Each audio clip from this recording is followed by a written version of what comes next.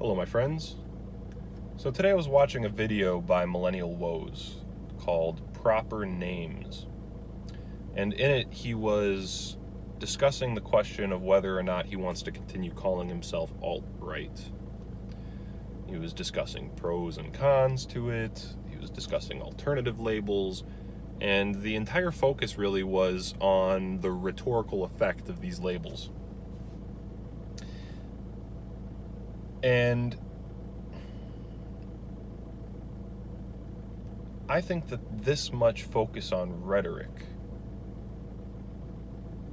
is kind of a problem.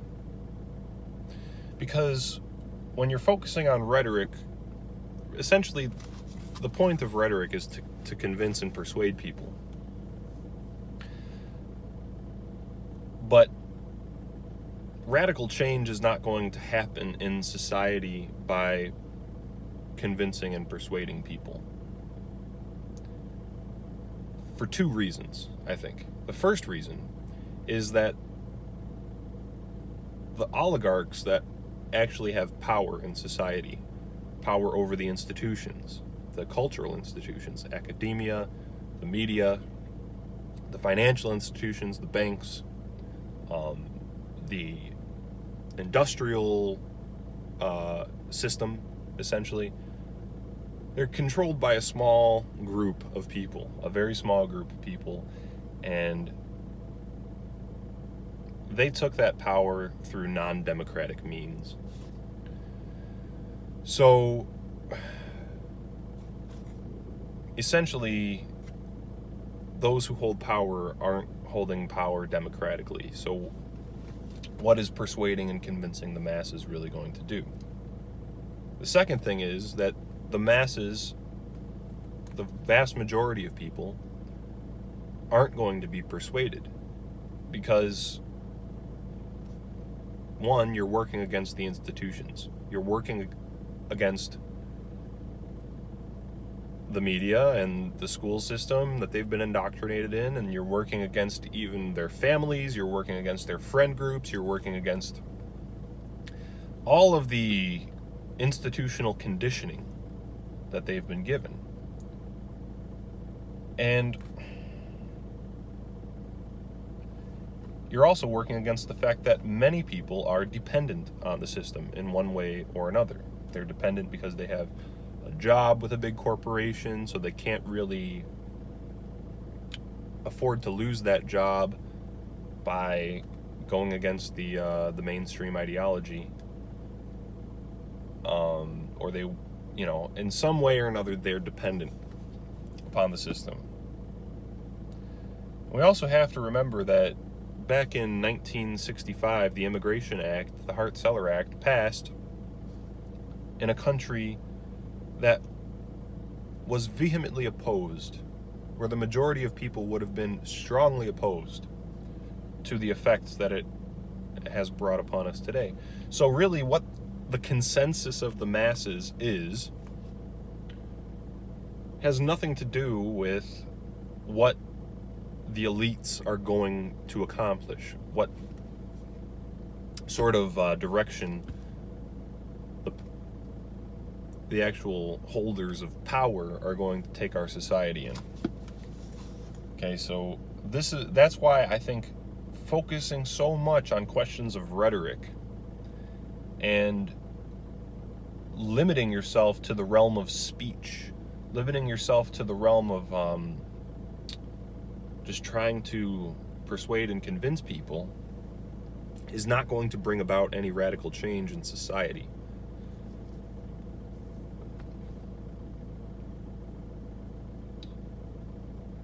And let's say that it could. It would take a long time for any change to occur, and we don't have that kind of time. So I don't think that this kind of focusing on what we should call ourselves or what kind of rhetorical tricks we're going to use, that is a waste of time, in my opinion. A big waste of time. And to suggest an alternative, or to at least sketch a framework for an alternative, or to give you an idea of what I'm thinking, I wanted to read a few pages from this book that I'm going to leave unnamed here. If you recognize where this is from, then good on you, but I'm not going to tell you who wrote this. Just for, YouTube reasons. How to Transform a Society. Errors to Avoid. In this chapter, we will state some rules that deserve the attention of anyone who wants to bring about radical changes in a society. Not all the rules are precise enough to be applied easily, and some may not be applicable in every situation. But if a radical movement fails to take the rules into account, it risks throwing away its chances of success. In the first part of this chapter, we will give a brief and simplified explanation of the rules. Further on, we will examine the meaning of the rules, illustrate them with examples, and discuss the limits of their applicability. In the last part of the chapter, we will show how ignorance of the rules ensures the failure of present-day efforts to deal with the problems generated by modern technology, including the problem of environmental devastation. That last sentence might have given you a clue as to who wrote this. 1. Postulates and rules. We begin by stating 4 postulates. We postpone a discussion of the extent to which the postulates are true. Postulate 1. You cannot change a society by pursuing goals that are vague or abstract. You have to have clear and concrete goals. As an experienced activist put it, vague, overgeneralized objectives are seldom met. The trick is to conceive of some specific development which will inevitably propel your community in the direction you want it to go. Vague and generalized objectives like what to call ourselves, or the ethno-state, that's a pretty vague and generalized objective. Nobody can agree on even what the ethno-state would be, especially in America. So that I think is an example of a vague and unspecified objective that you need to break it down into more concrete objectives, like people actually moving into the same neighborhood, or people buying land in a certain area, or things like that. Postulate 2.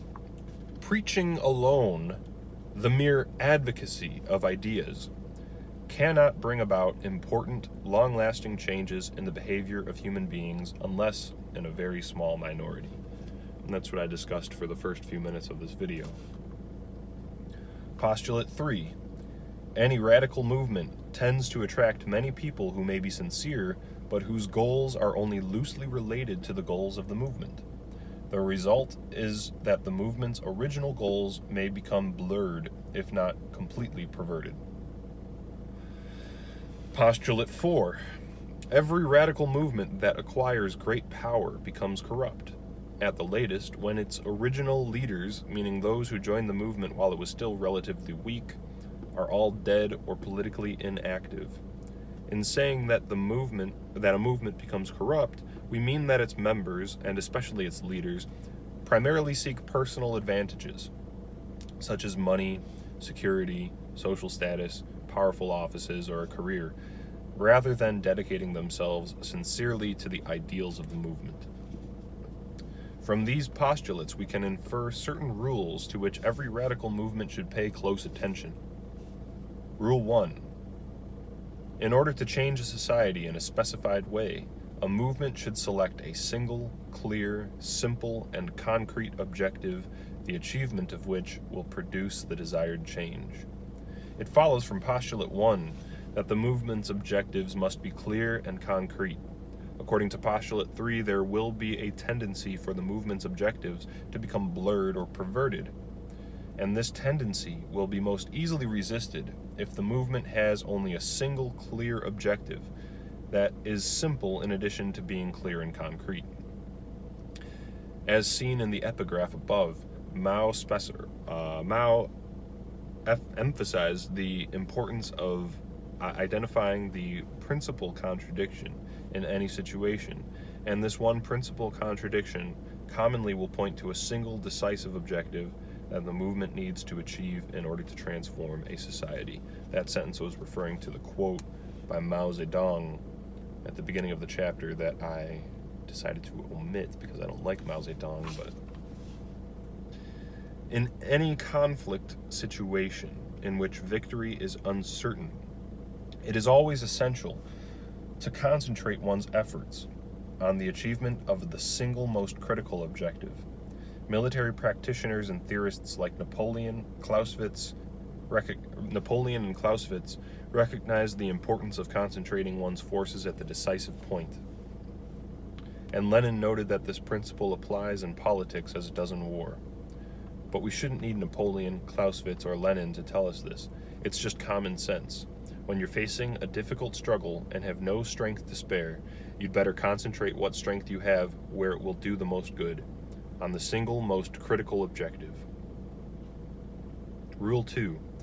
If a movement aims to transform a society, then the objective selected by the movement must be of such a nature that, once the objective has been achieved, its consequences will be irreversible. This means that once society has been transformed through the achievement of the objective, society will remain in its transformed condition without any further effort on the part of the movement or anyone else. In order to transform society, the movement will have to acquire great power, and therefore, according to Postulate 4, will soon become corrupt. Once corrupted, the members of the movement or their successors will no longer exert themselves to maintain the transformed condition of society that corresponds to the ideals of the movement, but will be concerned only to gain and hold personal advantages. Consequently, society will not remain in its transformed condition unless the transformation is irreversible. Rule 3. Once an objective has been selected, it is necessary to persuade some small minority to commit itself to the achievement of the objective by means more potent than the mere preaching or advocacy of ideas. In other words, the minority will have to organize itself for practical action. As pointed out in Postulate 2, the advocacy of ideas alone cannot change society, so some group will have to be organized for the purpose of applying methods more potent than the advocacy of ideas. At least at the outset, this group will ordinarily include only a very small minority because, again, by Postulate 2, prior to the application of methods more potent than the advocacy of ideas, only a very small minority can be persuaded to act. Rule 4. In order to keep itself faithful to its objective, a radical movement should devise means of excluding from its ranks all unsuitable persons who may seek to join it. This can be important because, according to Postulate 3, the admission of unsuitable persons will promote the blurring or perversion of the movement's objective. Rule 5. Once a revolutionary movement has become powerful enough to achieve its objective, it must achieve its objective as soon as possible. And in any case, before the original revolutionaries, meaning those who joined the movement while it was still relatively weak, die or become politically inactive. As noted earlier, the movement will have to become very powerful in order to achieve its objective. Therefore, by Postulate 4, it will soon be corrupted. Once corrupted, the movement will no longer be faithful to its objective. So if the objective is to be achieved at all, it must be achieved before the movement becomes corrupt. He gets a little wordy, gets a little repetitive, but I think that those are wise words. I think that what he's saying there is important to keep in mind because it's obviously very easy to get caught up in questions of rhetoric and questions of basically vague and meaningless questions that aren't going to help achieve anything and really only serve to distract. And, I really can't stress enough the fact that rhetoric alone is not going to change things. That having conferences and rallies, pep talks, and, detailed analyses and stuff, it's not going to make the changes, because, every day and every night, the people who actually control and rule from behind the scenes, the oligarchs who have power in this world, they're working. They're not just talking. They're working overtime.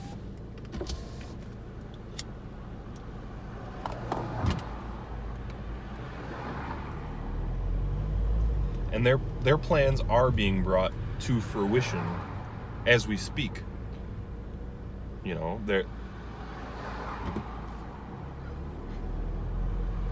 They're not just talking. And back in the 50s, back in the 40s, as these plans were being brought into being, they weren't concerned with trying to persuade the public into giving them this power. They just kind of took it.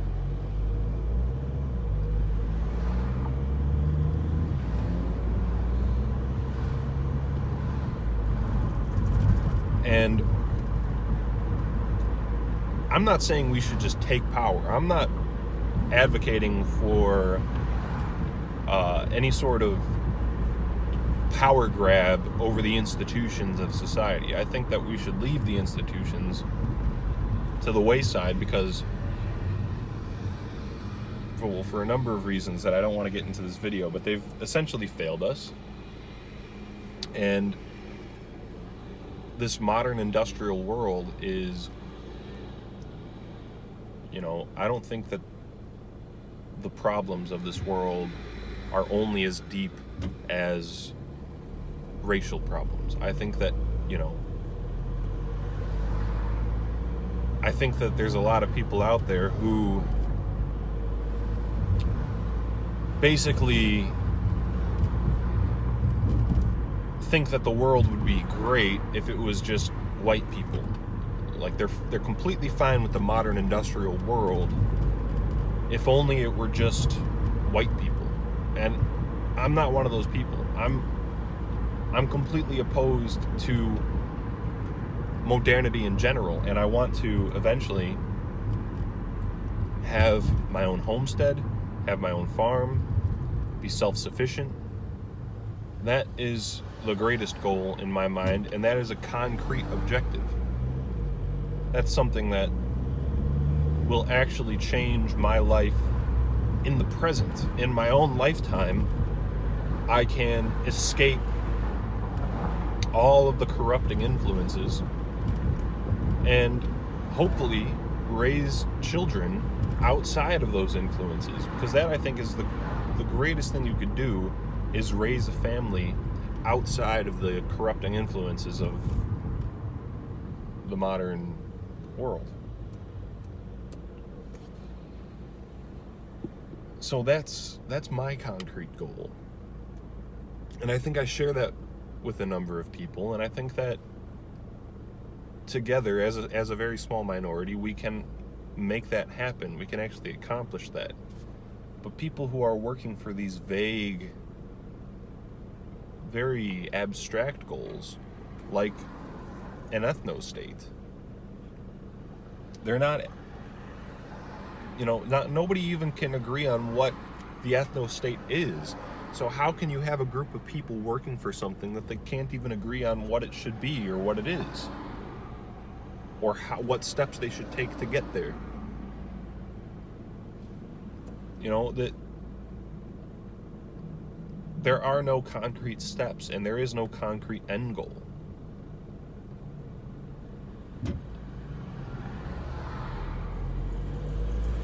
So I think that, that we should be really considering these ideas, not just limiting ourselves to rhetorical questions and rhetorical debates, but actually start asking yourself, what kind of action can I take in my life that will bring about desired results?